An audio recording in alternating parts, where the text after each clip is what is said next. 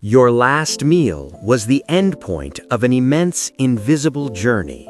The ingredients on your plate are threads in a global tapestry of soil, science, commerce, and culture. Each bite connects you to a complex web of farmers, distributors, and ecosystems across the planet. Yet this system that sustains us is fundamentally fractured. We produce enough calories to feed every person on Earth, yet nearly 600 million people are projected to face hunger by 2030. At the same time, obesity rates have tripled since 1975, and our farming methods are a primary driver of climate change and catastrophic biodiversity loss. This is not just a story about nutrition, it is an investigation into the practical philosophy embedded in our daily sustenance. We will journey from the ancient wisdom of hunter-gatherers to the hyper-efficient engines of modern agribusiness, navigating the ethical mazes of corporate power and the hopeful frontiers of genetic science. Our goal is to distill a new, actionable philosophy of food, a set of guiding principles for a future where nourishing ourselves does not come at the expense of our world. This is an inquiry into how we can learn to eat, not just for individual health, but for a collective, sustainable tomorrow. Chapter 1: The Hunter-Gatherer's Compass. In the sun-drenched savanna of northern Tanzania, a unique and ancient conversation unfolds. A Hadzabe man listens intently, then follows the distinct call of a honey-guide bird. This partnership, forged over millennia, leads him to a wild beehive. The man harvests the honey and, in a timeless agreement, always leaves a generous share for his winged guide. This symbiotic relationship is a powerful living metaphor for a food system built not on domination, but on deep, reciprocal integration with nature. The Hadzabe people, one of the last communities to live primarily as hunter-gatherers, offer us a vital compass. Their way of life epitomizes sustainability. They take only what the environment can continuously provide, ensuring perpetual replenishment. They hold no food reserves, yet possess a profound food security rooted in the confident knowledge that their landscape will provide. This stands in stark contrast to our fragile, complex supply chains. Archaeological evidence shows our ancestors were dietary generalists, not restrictive carnivores, consuming a wide array of plants and adapting swiftly to new food sources.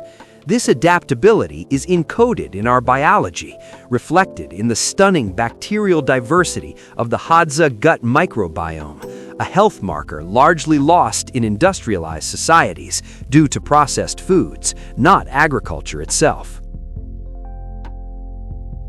Chapter 2: The Dutch Paradox.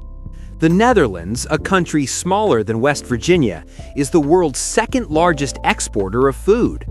This miracle was born from the trauma of the Dutch hunger winter of 1944-45, a famine that killed thousands and seared a national vow of never again into the cultural psyche. Driven by this collective memory, the Netherlands embarked on a breathtaking agricultural transformation. They embraced the Green Revolution, synthetic fertilizers, pesticides, and high-yield crops with unparalleled fervor. Through consolidation and technological mastery, they engineered a system that reduced the number of farms while skyrocketing production, becoming global masters of precision agriculture. However, this relentless intensity soon collided with environmental limits. The nation now grapples with some of Europe's highest concentrations of agricultural pollutants. This challenge forced a necessary new chapter: sustainable intensification. This involves controlled environment farming, where water, light, and nutrients are meticulously managed to maximize output while minimizing waste. The Dutch experience teaches a crucial lesson in pluralism. There is no single right way to farm. The most effective approach is a pragmatic mosaic, combining high-yield zones with conserved natural areas tailored to local conditions. The true strength of this model lies in collaboration and knowledge sharing. Chapter 3: The Bitter Taste of Chocolate. A smooth, rich bar of chocolate is a universal symbol of pleasure, but its journey from a tropical cacao tree to your hand is a detailed map of deep global inequality. The farmer in Côte d'Ivoire who cultivates the cacao may earn less than $1 a day, while the final product sells for many times that. This stark disparity is the direct result of commodification, the economic process where food loses its identity as nourishment and becomes a standardized, interchangeable unit of trade. The transformation of the cacao bean is a long chain, but the system is designed so the initial low-value steps happen in producing countries, while the high-value processes of manufacturing and branding are concentrated in wealthy nations. This structure ensures the majority of the profit is captured far from the source. The commodified system inherently prioritizes yield and consistency over quality or environmental welfare, pushing farmers into a relentless cycle of producing more for less. The environmental toll is devastating, with vast swaths of rainforest cleared for cacao monocultures. This pattern creates a dangerously homogeneous system, vulnerable to disease and climate shocks. Alternatives like fair trade offer marginal improvement, but they are a palliative, not a cure. Real systemic change requires a fundamental restructuring of these global commodity markets. Chapter 4: The Branded Palate. When a beer becomes a top seller and analysts credit its marketing and cultural appeal without mentioning its taste, it reveals a profound truth. We have entered the corporate food regime, where multinational corporations, not nations or cultures, are the primary architects of our diets. They are no longer merely selling food, they are meticulously selling ideas, identities, and aspirational lifestyles. This corporate dominance creates inherent ethical conflicts, most starkly visible in the deliberate targeting of children through branded educational materials and advertising in schools. The driving force behind this is Wall Street's mandate for perpetual, quarterly growth. The U.S. food system produces a massive surplus of calories, creating an economic imperative to convince people to eat more of the least healthy, most profitable products. This pressure constrains even well-intentioned leaders. CEOs who champion sustainability have been ousted by investors, impatient with their social and environmental agendas. This demonstrates the limits of voluntary corporate ethics. In fact, many executives privately support stronger regulations because they create a level playing field, allowing all companies to act responsibly without being undercut. The solution is not less regulation, but smarter regulation, rewriting the rules so that ethical practices become the most profitable path. Chapter 5: The Two Faces of the Herd. Picture the vast, windswept, traditional ranches of Patagonia, where cattle roam freely over thousands of hectares. Now contrast this with the reality of modern industrial feedlots, where the majority of the world's livestock now reside in densely packed facilities. This split defines our modern relationship with the animals we raised for food. The global appetite for meat continues to soar, and industrial farming has expanded at a breathtaking pace to meet this demand. In these concentrated operations, animal welfare is often severely compromised. Creatures endure chronically cramped conditions, and painful procedures are frequently performed without anesthesia.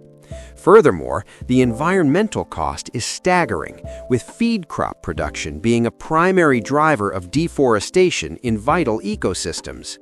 However, to categorically condemn all livestock farming is to ignore critical nuances. Well-managed, traditional grazing on land unsuitable for crops can be part of a greenhouse gas neutral cycle, where methane is reabsorbed and sequestered into the soil. Furthermore, meaningful reform is already happening. Several European nations have banned the mass culling of male chicks, and there is a growing market for slower-growing, healthier breeds.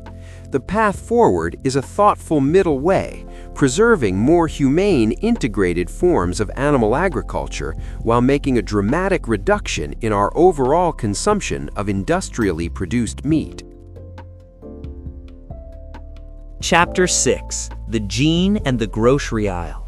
We are instinctively drawn to the word natural on food labels, yet our understanding is often flawed. The popular ruby red grapefruit was not discovered in the wild. It was created in a lab by bombarding buds with radiation to induce random mutations. This contradiction lies at the heart of our fraught relationship with genetic technology. Humans have been genetically modifying crops for 10,000 years through selective breeding. Modern genetic engineering is simply a more precise, accelerated version of this ancient practice. The scientific consensus is that GM foods are safe to eat. The real debate is one of values and equity. The decades-long saga of golden rice is a tragic example. Engineered to combat vitamin A deficiency that causes blindness and death, this humanitarian project has been stalled for decades by opposition and regulation, while corporate-developed herbicide-resistant crops have flourished. This shows that the trajectory of innovation is dictated by capital, not need. Now, powerful new gene editing tools like CRISPR allow for precise, subtle genetic tweaks without inserting foreign DNA. The changes can be indistinguishable from natural mutations. Ironically, many organic standards prohibit these precisely edited crops while allowing those created by blunter radiation mutagenesis. To reject biotechnology is to discard a vital tool. The challenge is to steer it toward the public good. Chapter 7: The 7 Pillars of a Nourishing Future. Our global food system is a masterpiece of output and a catastrophe of ethics. The principles for a better future are already visible worldwide. Our task is to weave them into a coherent philosophy. These are the 7 essential pillars for a nourishing future. First, holism. We must see the entire interconnected picture, recognizing the causal loops between deforestation, pollution, and diet. Second, circularity. We must move from a linear model to one where waste becomes food for another process, managing regional nutrient cycles. Third, plurality. We must reject one-size-fits-all solutions and use the largest, most diverse toolbox of agricultural techniques, applied with wisdom to local contexts. Fourth, food centrism.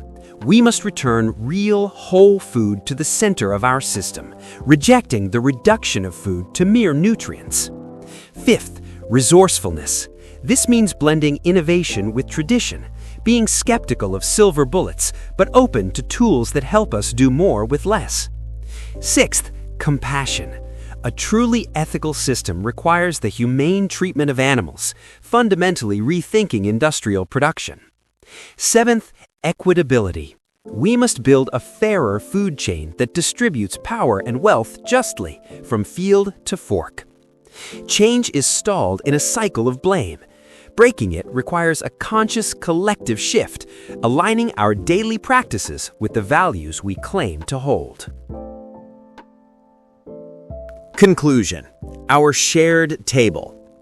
The journey through the world's food systems reveals a central truth. How we eat is a profound expression of our values, from the collaborative wisdom of the Hadza to the engineered efficiency of the Dutch, from the inequalities in a chocolate bar to the precision of gene editing. We see that our plates are connected to the planet's most pressing challenges and solutions. The 7 pillars provide a flexible compass for the complex choices ahead. A sustainable, just, and nourishing food future is a practical possibility, built not on a single grand solution, but on a million smarter choices. It is forged in policy changes that incentivize circularity, in corporate strategies that prioritize holism, and in our own daily decisions that embrace plurality and food centrism. This better future begins at our shared table. It begins the moment we see the connection between our meal and the world. By realigning our global food philosophy with these. That concludes the book summary for this episode. Hopefully, the discussion opened up new insights for you. If you found this helpful, please like, share, and subscribe to support the channel. Thank you very much, and I'll see you in the next video.